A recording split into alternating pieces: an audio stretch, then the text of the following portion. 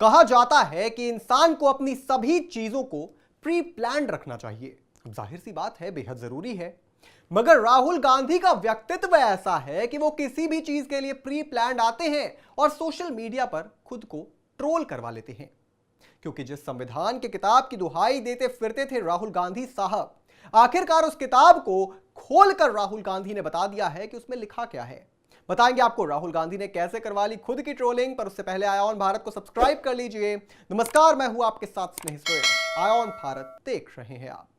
चलिए आपको सबसे पहले खबर बता देते हैं। राहुल गांधी महाराष्ट्र के नंदुरबार में एक रैली को संबोधित करने पहुंचे थे। इस दौरान उन्होंने पीएम मोदी के खाली संविधान लेकर चलने के मामले में पलटवार किया। राहुल गांधी ने कहा कि प्रधानमंत्री नरेंद्र मोदी को लगता है कि संविधान की लाल किताब जो वह अपने पास रखते हैं वह कोरी है, क्योंकि उन्होंने इसे कभी पढ़ा ही नहीं है। जरा सुनिए राहुल गांधी ने क्या कहा। प्रधानमंत्री जी कहते हैं कि मैं संविधान को पब्लिक मीटिंग में दिखाता हूं और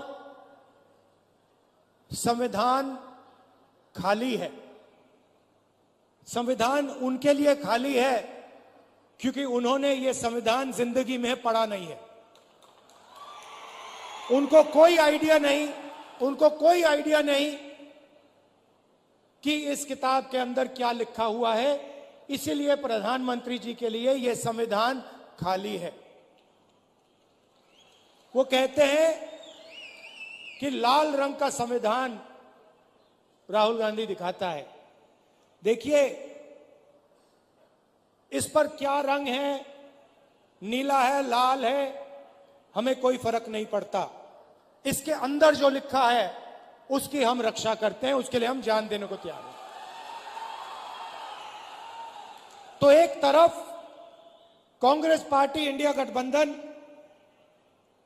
जो संविधान की रक्षा कर रही है, और इसके बाद राहुल गांधी ने भरे मंच से संविधान की किताब सबके सामने खोलकर दिखाई और ऐसा संदेश देने की कोशिश की कि भाई संविधान के पेज कोरे नहीं है। मगर सवाल उठता है कि राहुल गांधी यानी कि कांग्रेस की जो प्रिंटिंग प्रेस है वो इतने दिनों से खराब पड़ी थी क्या? मतलब आपसे जब संसद में पूछा गया कि संविधान में टोटल कितने पन्ने होते हैं, तब तो आप कुछ नहीं बोल पाए। अरे भाई, एक प्रैक्टिकल सी बात है। मतलब ऐसे समझिए कि एक दिन में तो अब कोई संविधान का पूरा किताब नहीं पढ़ सकता है, तो आज कितने पेज पढ़े हैं ये याद रखने के लिए आपको पेज का नंबर देखना पड़ता है।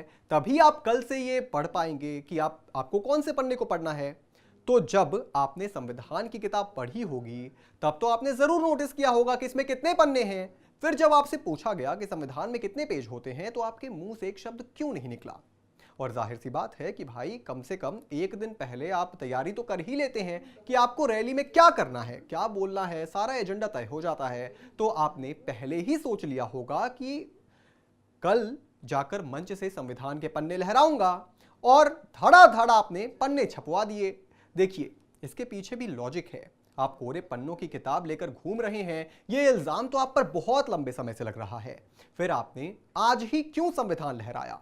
क्योंकि आप अपना एजेंडा सेट करने के लिए आए थे कि आपको मंच से क्या करना है। देखिए एजेंडा तय करना कोई बुरी बात नहीं है, मगर सवाल उठता है कि आप इतने दिन तक रुके क्यों रहे?